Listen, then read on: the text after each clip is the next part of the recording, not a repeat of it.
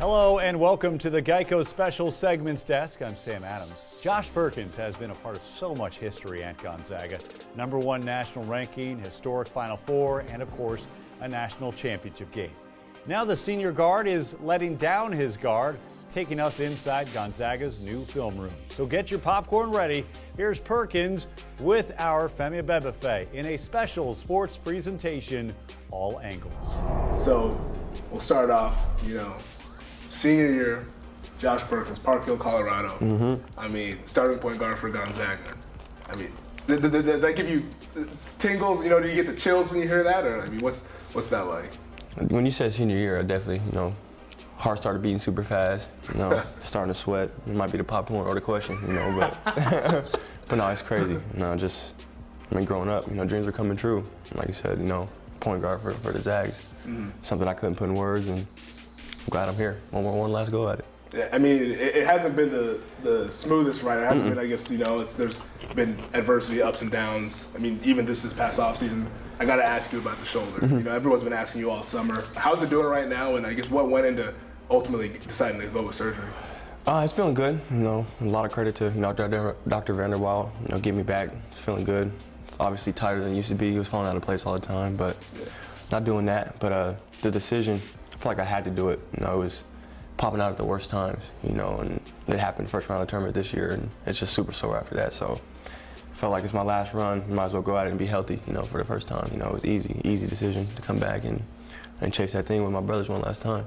So it initially happened during the tournament, or was it something that was bothering you even earlier in the season? Or? I did it for the first time junior year of high school, and then ever since then it just randomly would pop out, and I have to put it back in or get it put back in. But yeah, it happened four or five times last year, but the most recent was the first round of the tournament against UNCG. So definitely had to fix that, and looking forward to testing it out. Was that tough this summer, not being able to play ball? I mean, I'm sure you guys are scrimmaging, having 5-on-5 runs here back in Spokane and stuff. How difficult was that, not being able to participate in that stuff and just watching your guys go out there and playing while you're on the sidelines trying to rehab? I mean, it's always tough. I'm a basketball player, and I want to work at it every single day to be better, perfect my craft. But as you said, I couldn't. I had to go out there and watch, my boys have fun, and me you sit back. But I mean, it's a blessing and a curse, when you have to sit out without choice, you kind of reevaluate why you play, and I kind of got that hunger back, got that fire back, and it was like, man, like at any given second it could be taken away from me, so why wouldn't I give it my all, and why wouldn't I put everything into it on a day-to-day basis? Because like I said, any given time it could be gone. I was sat out those 3-4 months, and like I'm hungry again, Now I got fresh legs. Like I said, it's a blessing and a curse. So looking forward to get back out there for sure. For sure. Hey, you talked about it like kind of being a blessing and a curse. What was the difficult time? Like, was there a time where you're like, damn, like, what if I'm not the same? Or man, like I really miss this. Like, what was the difficult time, the most difficult during the rehab process? It's probably like right when I got cleared to shoot. Like obviously, I'm a results-oriented guy, so. Coming back off, I could move my arm, but my shot wasn't anywhere near what it was, distance-wise and result-wise. So I was like, will it ever come back to the same? But my coaches and my teammates did a good job of letting me know. It's a day-to-day process. I gotta get it back, and I gotta earn it back. So it wasn't gonna happen overnight, like I thought it would. Used to shoot the ball with ease, but it took some time to get it back, and so I think that was definitely hard. Just coming back and not being the same right away. And it still doesn't feel the same, but just working with it and just putting myself in the right spots, and we should be good to go. You've been here now 5 years due to injury and stuff, but now being a leader in that role, guys are looking at you now versus where it was maybe 2-3 years ago. How are you adjusting to that role, and you kind of taking that head on? Yeah, definitely have taken it head on. Like I said, I'm not gonna call myself the leader, but I'm obviously the oldest on the team, and I've been here the longest. I've been through the trenches, I know what to expect, I know what it takes, but it's not, my place to call me the leader. If my guys want to call me that, they can, but like my job is just to, go out there and make my guys, the best they are, on and off the court. And if I think I do that on a daily basis, the sky's the limit for the group, as far as the team and as far as people. We got some high character dudes, and like I said, man, it's the last go at it, so I'm ready to give it my all one last time. I mean, and we got to talk about the hype surrounding this team. You know, and I see you perking up a little bit, snapping on the popcorn, perking up a little bit, and you guys are loaded. You know, there's no other way to put it. You know, at least on paper, from what everyone's seeing, what people are projecting, what's coming back from last year's squad that made it to a Sweet 16 for a fourth consecutive year. Yeah. You guys have talent and guys who have been there, have done that type of thing. What most teams don't really have, with a lot of revolving door situations, one and dones and all that. This being a unique thing to Gonzaga. Is the hype real? I truly believe the hype is real. You know, we got a lot of pieces, but it's our job to, you know, put the pieces together. You know, obviously we hear the hype and we believe in the hype, but like I said, it's our job to live up to the hype. You know, we gotta control the things that we can't control. We can't control what people say, but we can control, you know, how hard we work on a day-to-day basis. We can control, you know, how much we execute the coach's game plan. We can control, you know, how hard we play and for each other. You know, so if we take care of the little things and, you know, play for the right reasons and do the little things that necessarily, you know, people don't really see, that makes you win, I think, you know, the hype will become real.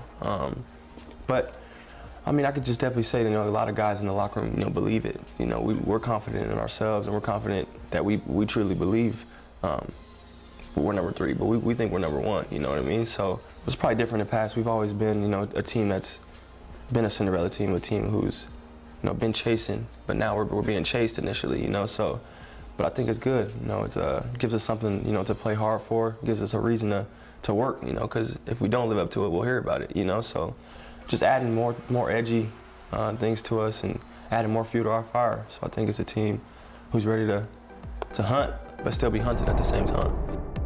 When everything's going your way, when you can add a little sauce, a little flair to it, you know, it's when the game, you know, really is fun.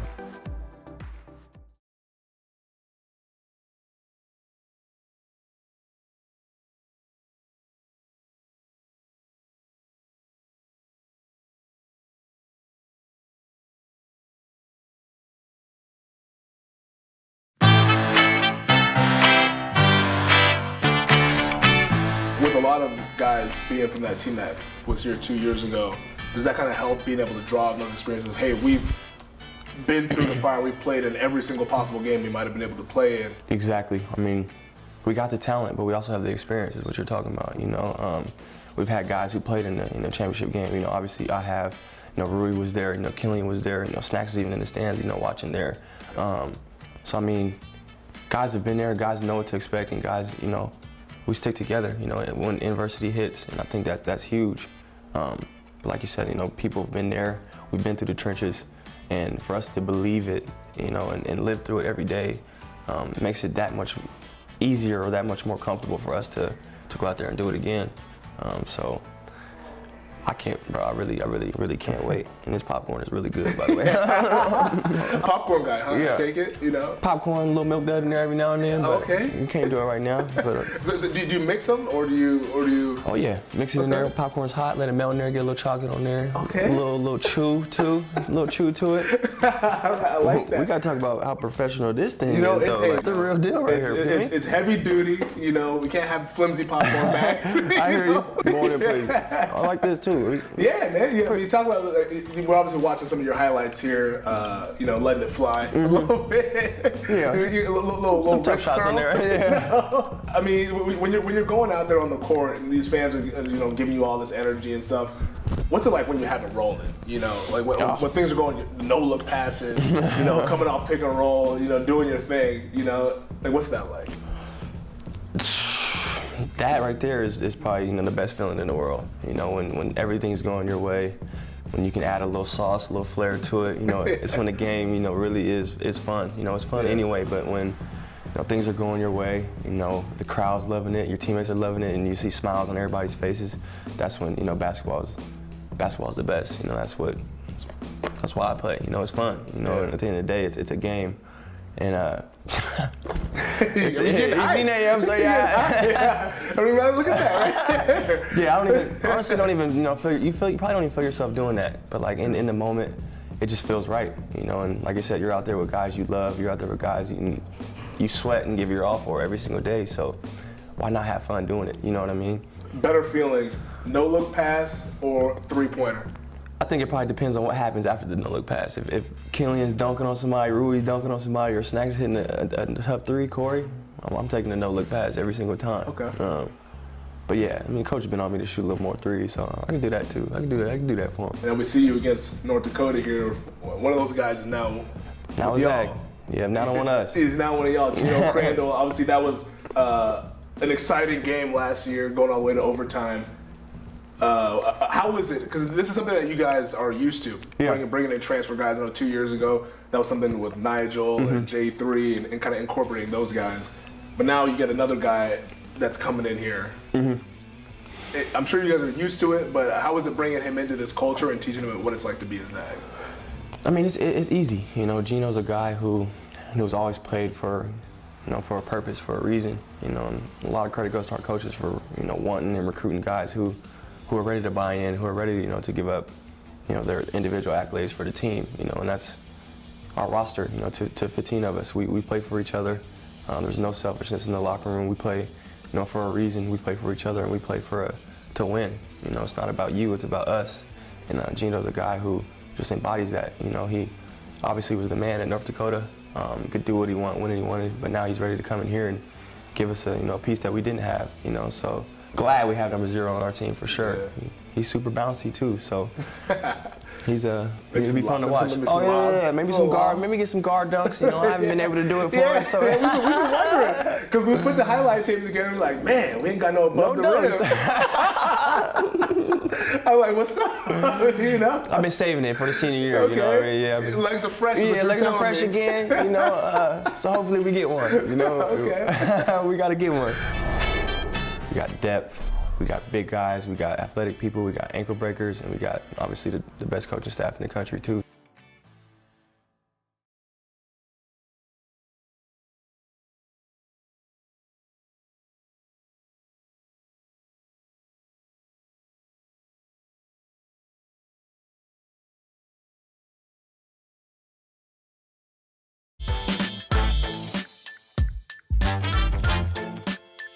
How do you guys get all these guys who have been successful as individuals elsewhere to come in here and just to fit right in like a glove? I think a lot of credit goes to the coaches. I think the initial message is that it's not about you, it's about us. We obviously like what you do as an individual, and bringing your individual to other individuals will make the best team. But I think the players, we do a good job of embracing people, new people when they come, and I think it's on them too. I don't think they wouldn't come if they didn't know what was going on, So, like I said, high character dudes who are willing to sacrifice themselves for the team and willing to put others in front of themselves for the win. And I think just guys like that, we got 14 of them. So the obvious comparisons are going to be there from the team from 2 years ago. Yeah. You played on both of those squads, heavy roles on both of them. How would you compare the two? We were top 5 in offense and defense that year, but with a real key emphasis on defense. And I think, this year it's probably the most athletic team that we've had, so defensively, expectations need to be there and something we're going to take serious on the defensive end. So, I mean, that's similar to that team, but different because we're probably a lot faster and more, agile we had, the best big man in the country was Shimmick, who's a force down low. We don't really have that inside force, but we got guys who can step out to 3, Rui, Killian, even BC. But we got guys who can put their whole face above the rim too, and I don't think we really had that on that Final Four team.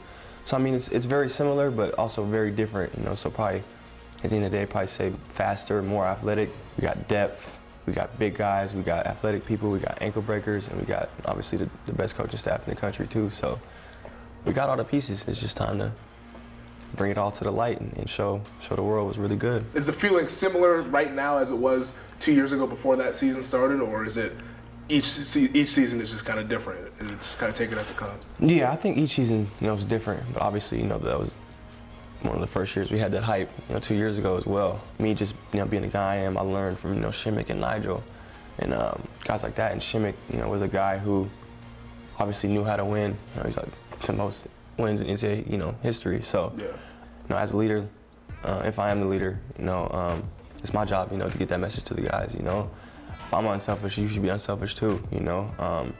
So like I said, every season's different, but we truly believe that we should be where we are and even higher. So for us to believe that and have that confidence inside the locker room, and it's coming from outside forces as well. I mean, so combining the two should be a scary year for the Zags. You guys are obviously really close on and off the court. Oh yeah. And stuff. So you guys know each other very well. So on a lighter note, I'm like, what are some of the things we don't know about some of these guys? Like, who's the class clown in the locker room? And okay. Who's making y'all laugh at those times when everyone's kind of serious and it's like, hey, but how about this? Who's the one that's getting y'all to laugh and kind of lighten the mood up a little bit? I gotta throw Killian the snacks out right away. Those dudes are clowns. You know what I'm saying? At any given time, you just know that they're up to something. you know what I mean? Those dudes are hilarious, and I mean, but at times they take it very serious. But when you need that laugh and you need to ease up a little bit, I definitely look at Killian and the snacks to appreciate life. Those guys are people I'm glad to call some best friends, and I'm glad to call them teammates as well. These dudes have an everlasting impact on my life.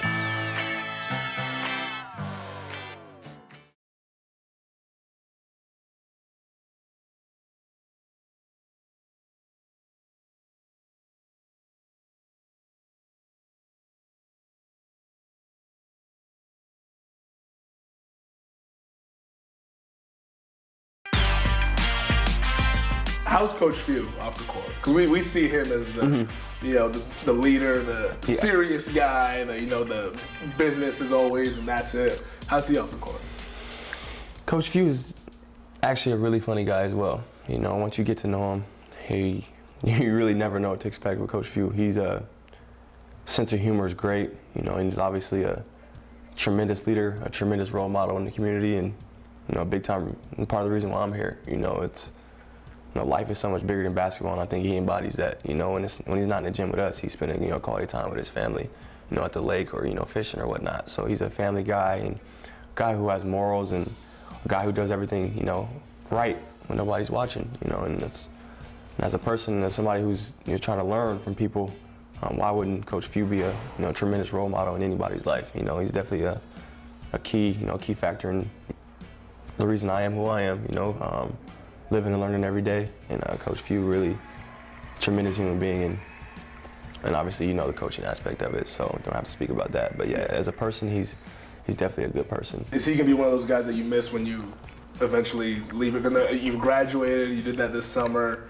After basketball season, that's when you start thinking about those life decisions on what you want to do, play professionally or go elsewhere. That when you leave here, like, hey, I always know that this guy, Coach Few, he's forever going to be kind of a mentor in my life going forward. Obviously, I'm the PG and Coach is the head coach. So obviously we bang heads and we obviously going to disagree with stuff. And I don't think, during I'm able to appreciate, what he really does for me. But like you said, when I leave, I have time to reflect on what he's really done for my, my playing career and as a role model as well. So I think I definitely will miss, Coach Few. But not only Coach Few, Tommy, B. Mike, all the coaches, Donnie D, that's my grandpa on the team, so these dudes have an everlasting, impact on my life, and when I'm able to reflect on that, I'm sure, I'll definitely miss wearing that Gonzaga on my jersey, and I'll definitely, miss being around, high character dudes who, push you to the best, on and off the court. It's a feeling I really can't even, describe.